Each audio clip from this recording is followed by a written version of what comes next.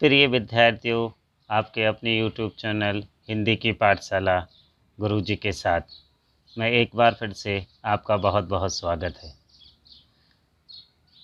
प्रिय छात्रों, मेरे इस चैनल को अधिक से अधिक सब्सक्राइब कीजिए, शेयर कीजिए और अपने मित्रों को भी सब्सक्राइब करने के लिए कहिए। छात्रों, कक्षा 11 के पाठ्यक्रम में शब्दकोश को जोड़ा गया है। अब ये चाहे MP बोर्ड के छात्र हों, चाहे CBSE बोर्ड के छात्र हों, दोनों को समान ही पाठ्यक्रम उपलब्ध कराया गया है।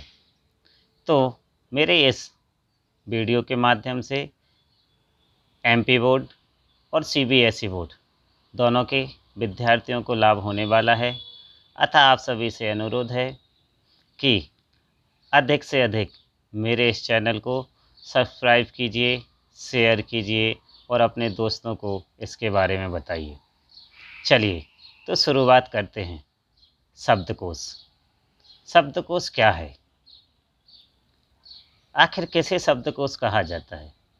यदि हम सरल शब्दों में जानें या समझने का प्रयास करें तो शब्दकोश का सरल या सीधा सा अर्थ है शब्दों का खजाना, जिसमें एक भाषाभाषी समुदाय में उपयोग या प्रयुक्त होने वाले शब्दों को संचित किया जाता है।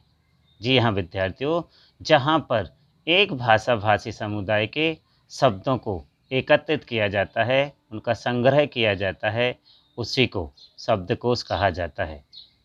अब शब्दकोश पढ़ने का तरीका क्या होता है? शब्दकोश में क्या क्या शामिल होता है? तो आइए हम देखते हैं।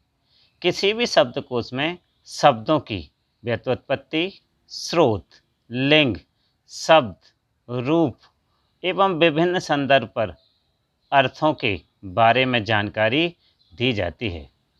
हिंदी शब्दकोश में हिंदी वर्णमाला का अनुसरण किया जाता है। वर्णमाला यानी अ से शुरू होकर ज्ञ तक चलने वाले वर्णों को इसमें शामिल किया जाता है।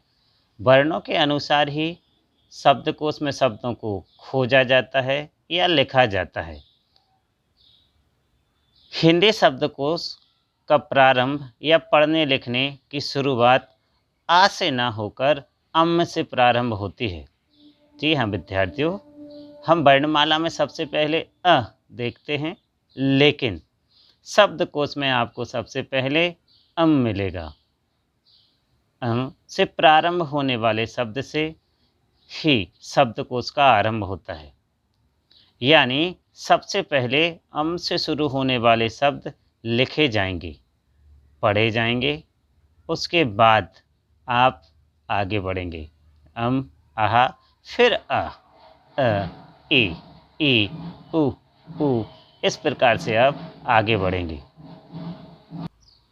उसके बाद हम जानते हैं कि संयुक्त व्यंजनों को कैसे हिंदी वर्णमाला के द्वारा शब्दकोश में पढ़ा जा सकता है। हिंदी वर्णमाला में शब्द संयुक्त व्यंजन अंत में आते हैं, परंतु शब्दकोश में ऐसा नहीं होता। शब्दकोश में उन्हें उस क्रम में रखा जाता है जिस व्यंजन से मिलकर वे बने हैं। यानी जैसे हम देखते हैं छ। अब जो छ है यह संयुक्त व्यंजन है जो आदक का और स से मिलकर बना है, तो वो का के क्रमानुसार में लिखा जाएगा। मतलब आपको जब छ की तलाश करनी होगी तो आपको का व्यंजन के आसपास जाना होगा। त्र अर्थात आदिता और आधे रा से बना हुआ एक और संयुक्त व्यंजन। तो अब आपको यदि त्र शब्दकोश में तलाशना है तो ये आपको ता के वर्ण क्रम में मिलेगा और इसी क्रम अनुसार उसको लिखा जाएगा। आगे चलते हैं। शब्दकोश में शब्दों का प्रयोग। शब्दकोश एक आदर्श लोकतंत्र के समान होता है, अर्थात जहाँ पर सभी को समान अधिकार प्राप्त हों, समान स्थान प्राप्त हों। ठीक वैसे ही